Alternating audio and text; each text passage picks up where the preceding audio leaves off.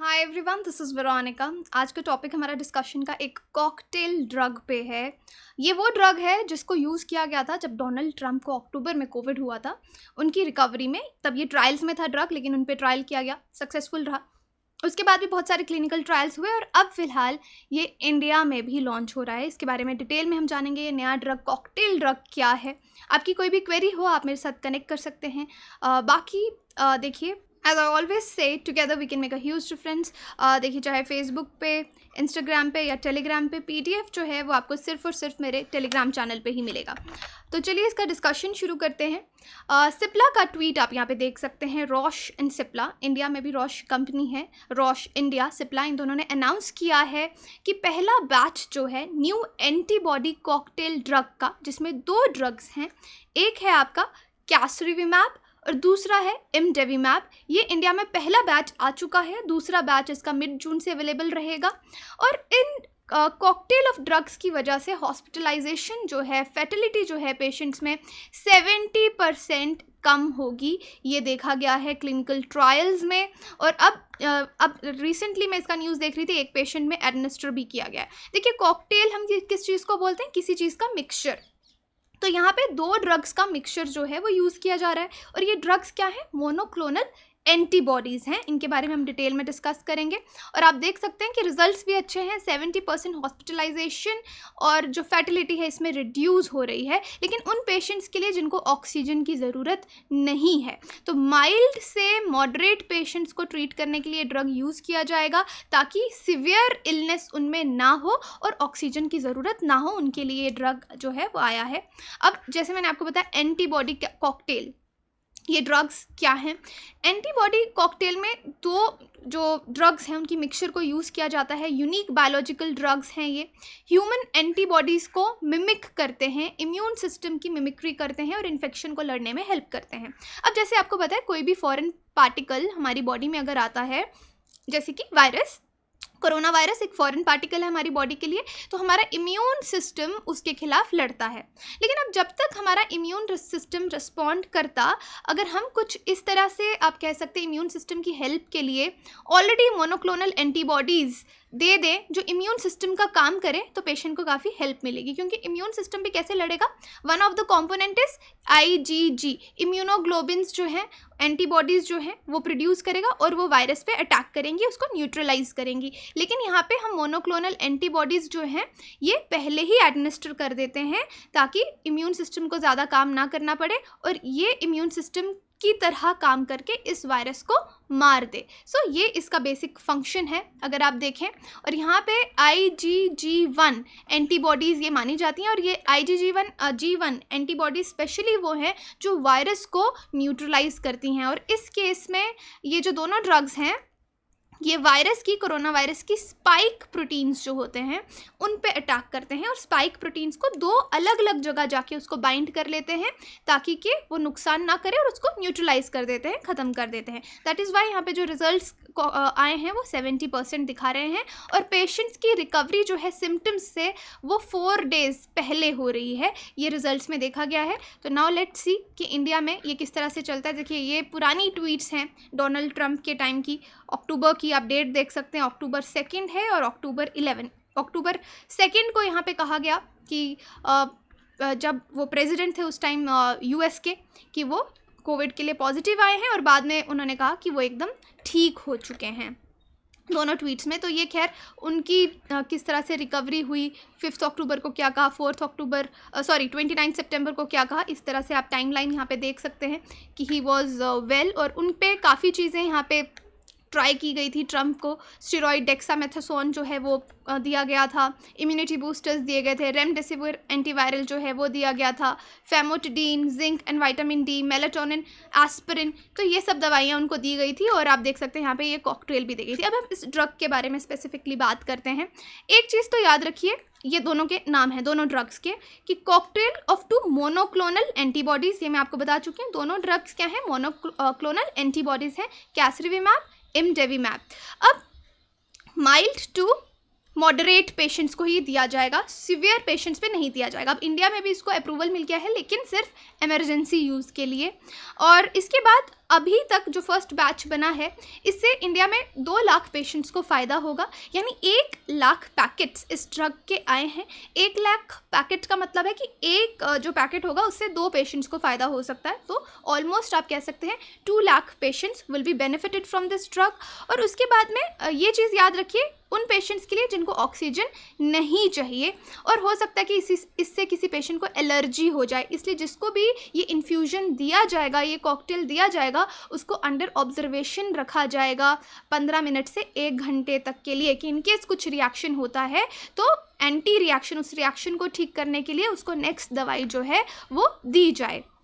और ये जो इंजेक्शन है इस कॉकटेल का, इसको 2 तरीके से दिया जा सकता है, या तो इंट्रावेनस आपकी वेन्स में लगाया जा सकता है, या अंडर द स्किन जिसको हम सबक्यूटेनियस कहते हैं।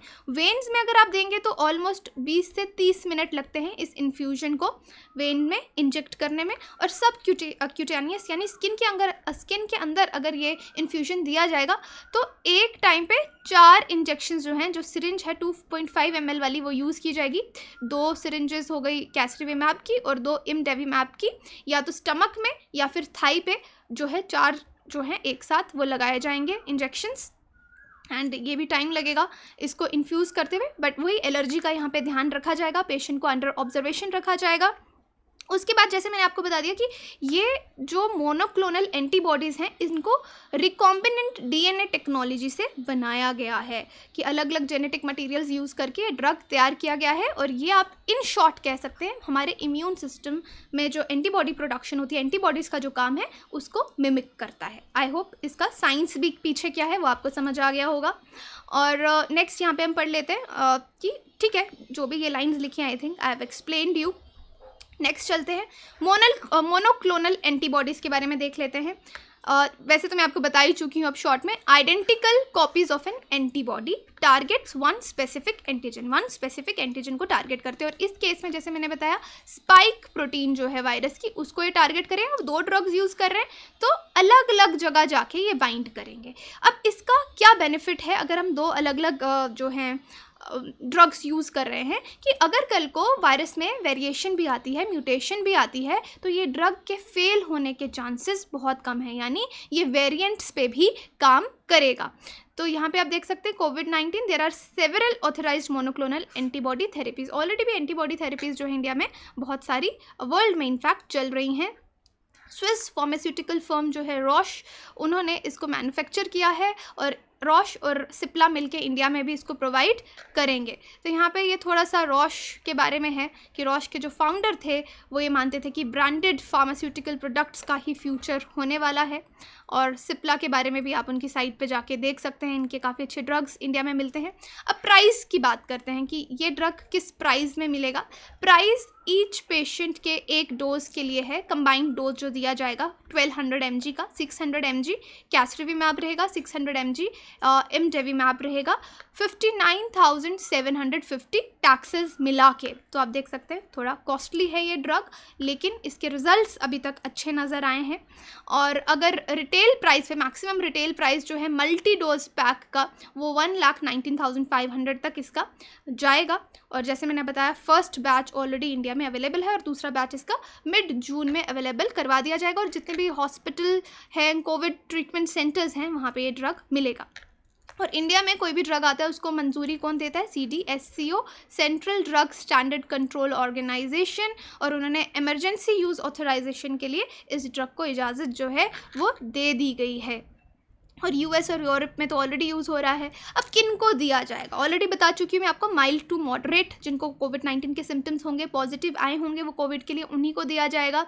और उसके बाद जो बच्चे हैं 12 साल की उम्र से ज़्यादा, और उनका वेट जो है एटलीस्ट 40 kg होना चाहिए, और ये कंफर्म होना चाहिए कि वो कोविड-19 पॉजिटिव हैं, हाई रिस्क पे हैं कि उनको सिवियर कोविड-19 डिजीज़ हो सकता है, और ऑक्सीजन नहीं चाहिए। तो ये कंडीशंस हैं, उन लोगों को ये ड्रग जो है वो दिया जाएगा। देखिए अब ये कॉकटेल का जो सिस्टम आया, मिक्सचर की जा रही है, ये वैक्सीन्स में भी ट्रायल्स चल रहे हैं। फाइज़र और एस्ट्राजेनेका के जो शॉट्स हैं उनको कंबाइन करने की कोशिश की जा रही है। क्लिनिकल ट्रायल्स चल रहे हैं कि अगर एक शॉट फाइज़र का लगा है तो दूसरा एस्ट्राजेनेका का लगे, क्योंकि ये दोनों वैक्सीन जो है, इंडिया में एस्ट्राजेनेका के फॉर्मूला पे क्या बना है आपका, कोविशील्ड जो है वो एस्ट्राजेनेका है। तो ये दोनों वैक्सीन्स अभी तक रिजल्ट्स दिखा रहे हैं कि काफ़ी अच्छी वैक्सीन्स हैं और अलग अलग वेरिएंट के खिलाफ भी ये प्रोटेक्शन देती हैं। तो इन दोनों को कंबाइन कोविड वैक्सीन ट्रायल्स इनके चल रहे हैं, आप देख सकते हैं, लेकिन अभी तक कुछ कंफर्म नहीं किया गया। इसमें मिक्स की जा रही हैं दोनों डोजेज़, लेकिन साइड इफ़ेक्ट देखे जा रहे हैं कि इंक्रीज़ जो दोनों पेशेंट्स को दोनों ही वैक्सीन्स के फिर साइड इफ़ेक्ट्स हो रहे हैं थोड़े लंबे समय तक, लेकिन कुछ मेजर नहीं हो रहा, माइल्ड ही सिम्टम्स हैं। अगर सपोज़ किसी को पहले फाइज़र दिया गया फिर दूसरा डोज एस्ट्राजेनेका का दिया गया, ये भी ट्राई किया जा रहा है, और फिर पहला एस्ट्राजेनेका का दिया गया, दूसरा फाइज़र का दिया गया, तो दोनों कॉम्बिनेशंस ट्राई किए गए हैं और दोनों में देखा गया है कि कॉन्सिक्वेंसेस जो हैं माइल्ड साइड इफ़ेक्ट्स के वो हो रहे हैं, लेकिन शॉर्ट लिव्ड हैं, ऐसा ज़्यादा कुछ नहीं हो रहा। नाउ लेट्स सी ये कब तक अप्रूव किया जाएगा।